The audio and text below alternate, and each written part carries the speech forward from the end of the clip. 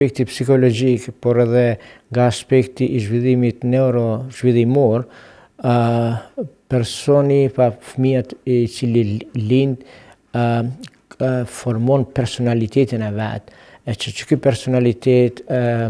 zakonisht mbështetet prej dy faktorëve. Një është faktori i temperamentit që më të madhe ka të bëjë me trashëgimin prej gjeneve tona, kurse elementi i dytë është karakteri i cili formohet në ndikimin e faktorëve të jashtëm, pra në veçanti të faktorëve të shoqëror dhe pikë së pari që nga lindja prej fillimit të kujdesit dhe edukimit të familjes. Pra prindërit janë ata të cilët që në fillim pas lindjes fillojnë të ndërtojnë karakterin e fëmijët të tyre. Pastaj është faktori i jashtëm i cili ndikon po ashtu në formimin e karakterit dhe është faktor tjetër që ne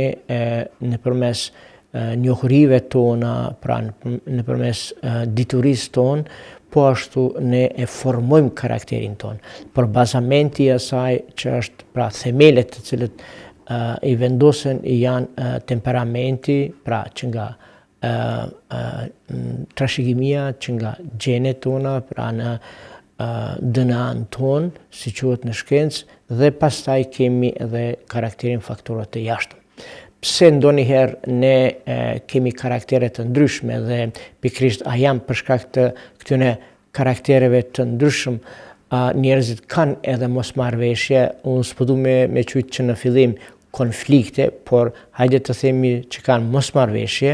janë jo vetëm për shkak të karakterit, por janë edhe për shkak të koncepteve, pra këndvështrimeve të tyre të cilët kanë për një çështje, sepse njerëzit shpeshherë mundohen me pa një situatë ndryshe nga një person tjetër, sepse perceptimi për një situatë mund të jetë ndryshe prej bashortit dhe prej bashortës. Po ashtu edhe në familje, edhe fëmijët fillojnë të kenë edhe perceptime të ndryshme nga anëtarët e familjes, gjithsesi nga prindërit. Shpeshherë kemi për shembull nana e merr fëmijën e vet, 2-3 vjeçar, dhe don me ushqy dhe fëmia nëse është duke lozur me lodrat e veta, nuk don me hangër ushqimin. Pra kjo nuk ka të bëjë me karakterin e vet, por ka të bëjë me perceptimin që fëmia është i fokusuar tek lodrat, okay? Dhe fillon të çan fëmia dhe refuzon, ban rezistencë që nuk don me pranu ushqimin e vet. Prandaj tash nëse shikojmë nga jashtë, kjo nuk duket që fëmia ka me pas një karakter tjetër, mund të ketë, por kjo nuk do thotë që ka me pas një karakter tjetër, sepse prindri, pra nana ose baba, kanë një karakter të cilën e kanë formu, por tash me qëndrimin që e kanë ndaj fëmijët, pra përsëdhen e fëmijët, fillojnë të rindërtojnë apo të imponojnë një sjellje të cilën fëmia duhet patjetër të pranon, sepse ka të bëjë me ushqimin. Dhe në këtë mënyrë ndal ngadalë me zhvillimin e fëmijët, atëherë fëmia ka me kuptuar që çka do të thotë për shembull me qenë i rregullt. Pra me qenë në kohë, fillon të percepton aftësinë e kohës, aftësinë e rregullsisë dhe të